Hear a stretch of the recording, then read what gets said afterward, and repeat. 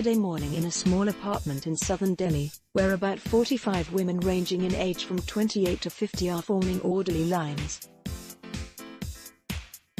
These women are not waiting in a queue or getting ready for yoga, they are preparing to fight. Authorities in India's capital are increasingly trying to train women to survive the hostile and dangerous environment they continue to face on its streets after a series of highly publicized rapes rocked the country. This vital form of defense training is led by the Delhi Police Department, which has been conducting self-defense classes across the city since 2002. The two-week sessions have become the subject of growing demand in recent years, especially since the 2012 gang rape of college student Jyoti Singh. They are organized by Gunj, which means echo, a non-profit that collects donations for flood or earthquake victims. Aisha Ahmed, 28, a seamstress for Gunj, says she was happy when the classes were announced. "I decided that whatever life I have left, I want to live it well and teach my kids the same," she said. With two daughters, ages 6 and 7, Ahmed does not consider the classes limited to her. They are a gateway to much-needed security for her daughters. Standing at the back of the class, she watches as women are taught how to make a fist and build up momentum for maximum impact. The instructors go through multiple scenarios these women might face in public, such as when traveling on a bus where a man attempts to rub against them or put a hand on their shoulder. The responses include shouting more effectively, basic momentum-building exercises in which the women are taught how to inject power into their arms and deliver a force-filled punch, and learning the best way to break someone's arm, a maneuver that was accepted with appreciative murmurs and grins.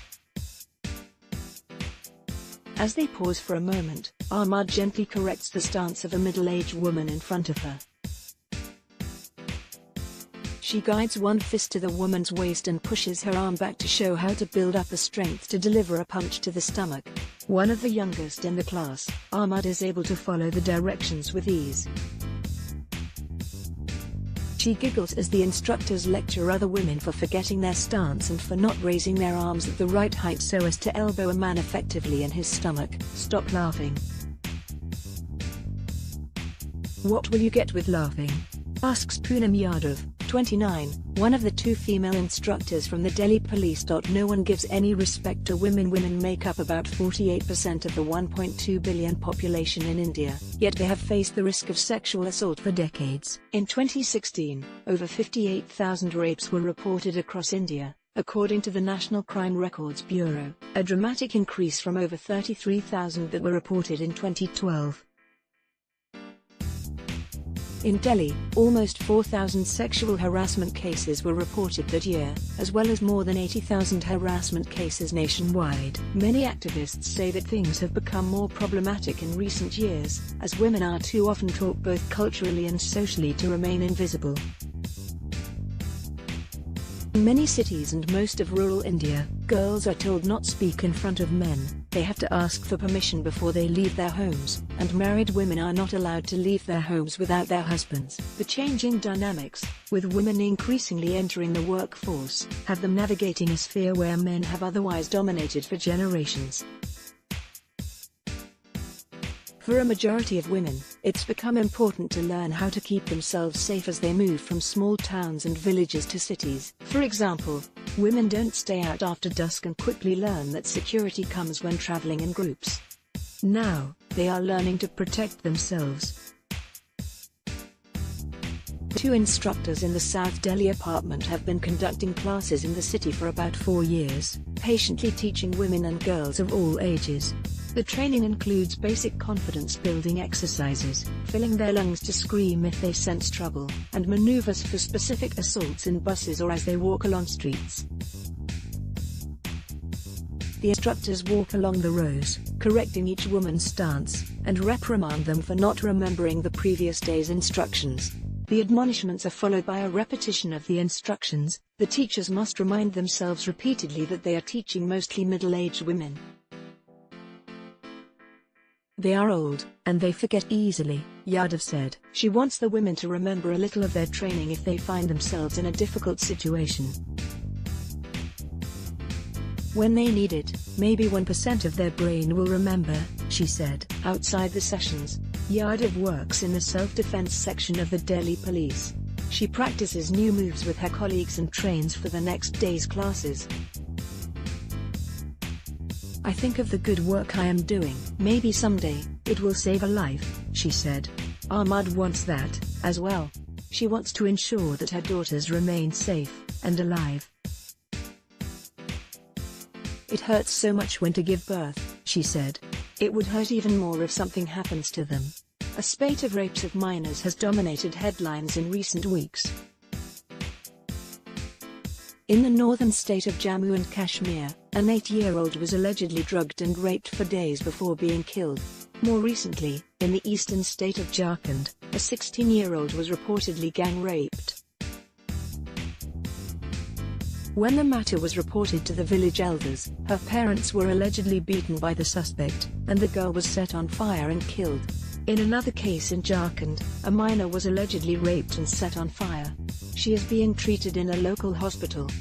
It is not about one case.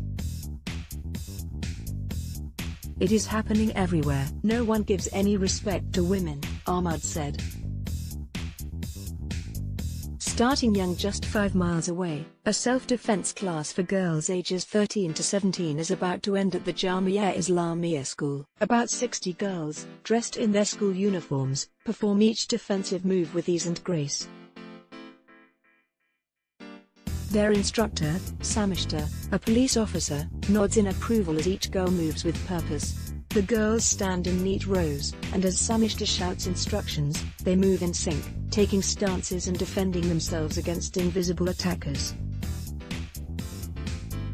They have memorized every move and perform each without error.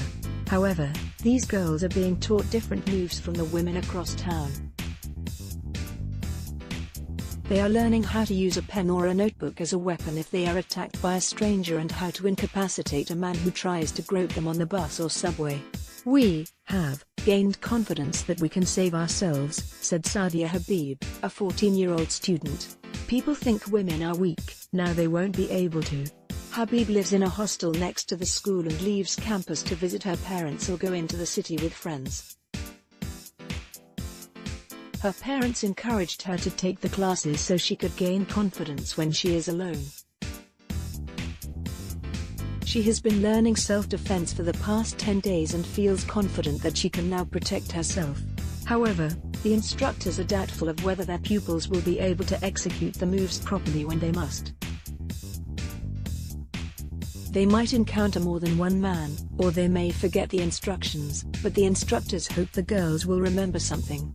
This may be a temporary thing for the short term, but it is not useful in the long term, said Ranjana Kumari, director of the Centre of Social Research, a non-governmental organization focused on gender equality in India, which connects people and organizations to the classes. Something should be started to educate boys in society. The focus is too much on women, she added.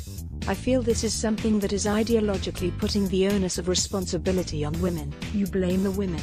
You ask them to wear different clothes, not to go out and now to take these classes, Kumari said.